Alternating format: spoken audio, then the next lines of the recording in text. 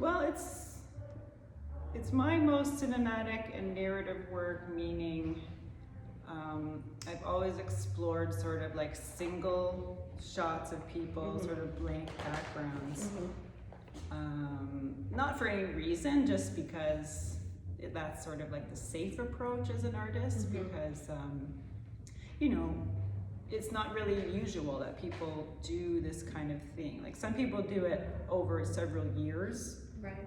And I've always, like every artist has that like idea on the back burner kind of thing while they're preparing for the next show or the next fair. And like sometimes those ideas, they just get logged and they don't actually happen. Right. So I just decided, because I've done so many shows and you know, they've been great, but that is just sort of like as I get older, I guess, I'm just like, you know what, let's just do it. But like, that's what my husband and I have always wanted to explore, that kind of concept. Like sometimes I've done it through like 3 paintings or just 2 paintings. But this show, I wanted to just do it all, especially during the pandemic, because like a lot of artists, it was easy for them to go inside and like explore all these ideas, like mainly due to the fact that you couldn't do photo shoots with anyone. We could only do photo shoots with ourselves. So sometimes like it's not planned, like I'll sit there and have all the thumbnails of something before I even draw. Like I'll just put all the thumbnails on from the photo capture session and then be like, actually, like why do I have to decide to paint 1 or 2? Like why don't I just paint them all? And when you see them laid out like that, like on your screen with like the thumbnails, it's like, oh, this is a story. Like why don't I just do it? So that's what I decided to do. I like to think of this one as kind of the beginning, because you know, in movies, shows, and books, like there's always like an act 1, act 2, act 3, like it follows like a specific kind of formula. Like that's just how stories work, and that's how people get engaged with them. So I like to think of this story as just like the intro, just sort of introducing some of the characters, and also like I don't know, like this is sort of the beginning that I just painted them, like, and I'm always doing new shoots with people. I'm always being, because just as artists, we're just self-motivating. We're always being inspired constantly. So it will evolve. And this is kind of just like my starting point of like the story arc. And like, I kind of know where it's gonna go, but I kind of don't know where it's gonna go. So we'll just have to see. I do a lot of self-portraiture, like I always have, just because it's really easy to pose for yourself. And it's something that I never really started out doing until I started posing for my husband, who's also an artist. And then it just sort of got easier to do. And just by default, because of lockdown and things, I could only do photo shoots with myself.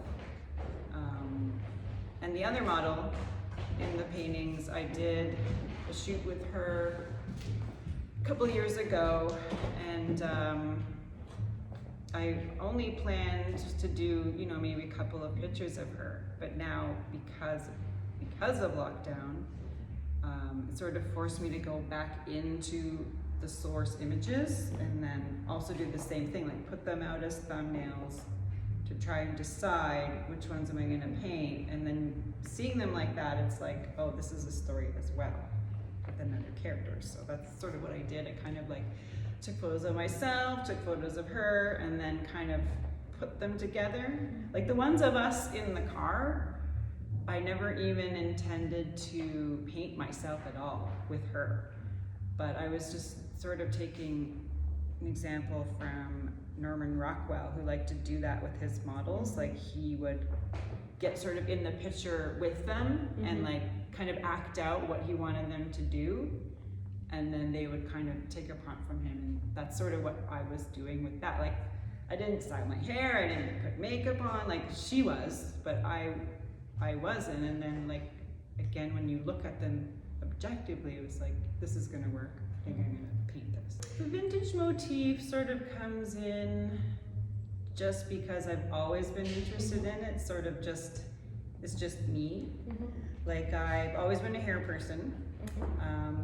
I used to watch Hitchcock movies with my grandma. Like she sort of introduced me to Hitchcock when I was probably about grade 7 or grade 8. Like she would, because I have 4 other siblings, but she would always take the time to spend individual time with us. So like on our birthday, like she lived in Toronto, we lived in the country, so like it would always be this great visit to like go visit grandma in the city, and she would take us out for lunch. And then she had cable, we didn't because we lived in the country, so she would tape all the like movies, like Sunday night movies, and like she taped Rear Window, and that was my first Hitchcock movie I'd ever seen. I was probably about 12, 13, and that movie like remains my favorite sort of film noir Hitchcock movie. So that movie, I guess it kind of sparked the whole thing.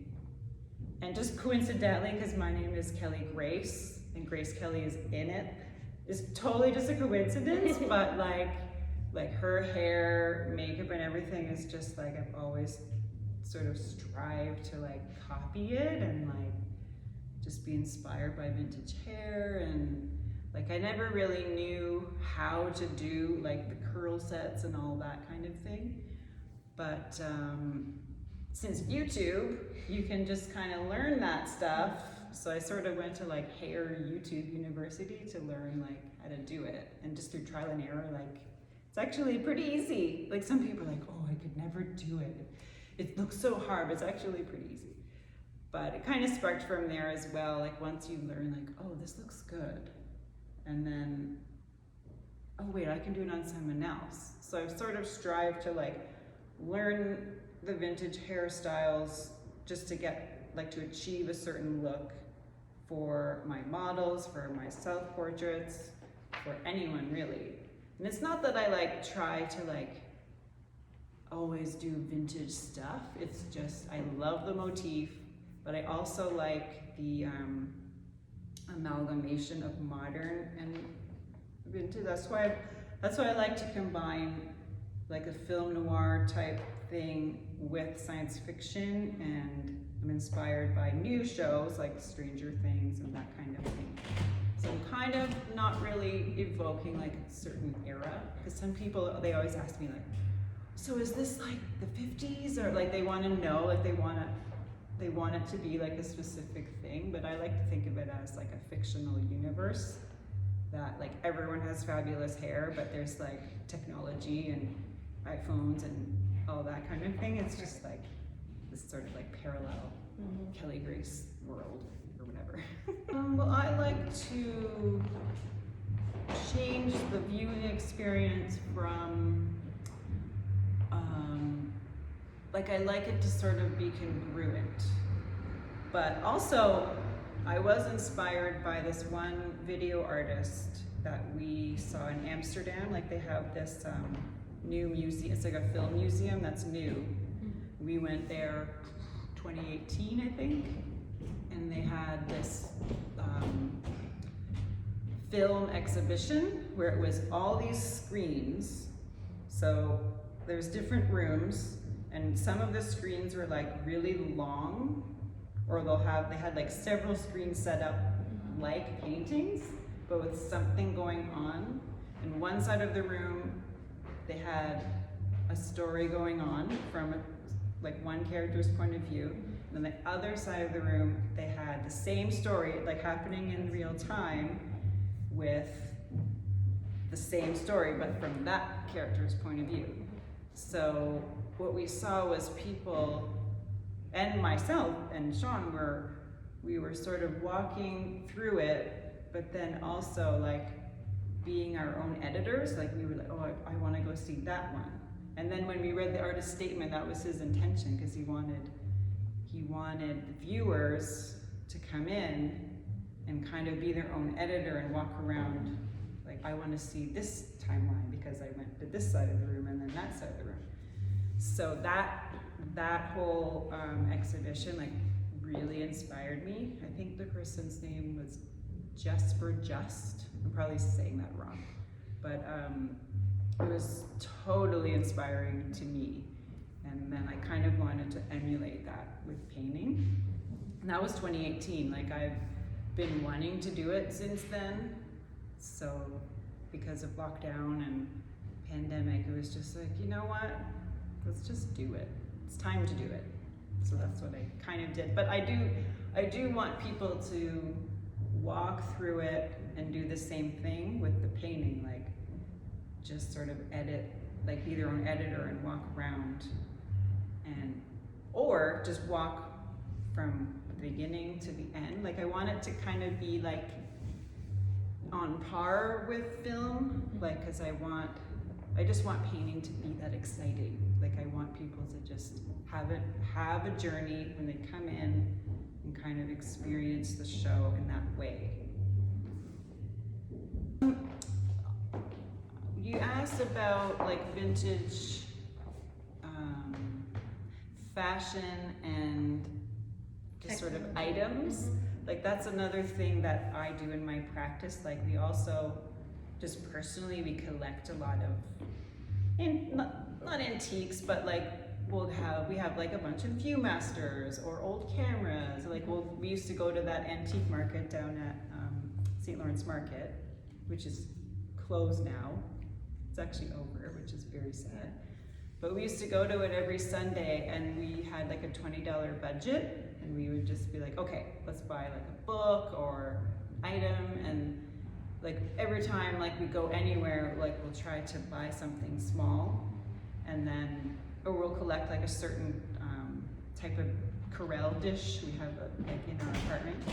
So I like to kind of take items like that and just create the story around it, like a certain mug or like the Viewmaster.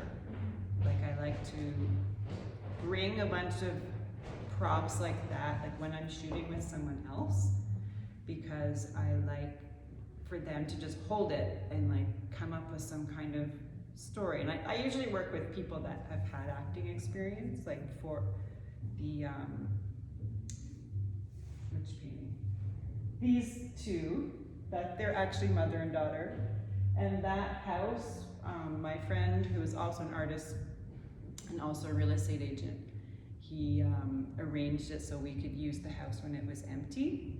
So we went there, like I filled the van full of like an old TV, all of my like Tupperware from the 60s, and I just like filled the van. And then we just went in, and like we didn't even know what we were shooting. Like I was sort of had the idea, like, okay, this is where the story starts, but we're just gonna go from room to room. We're gonna take this TV, we're gonna put it here, and then you guys, I want you guys to just go and like pretend to do this. Like pretend there's an alien or a UFO outside the window.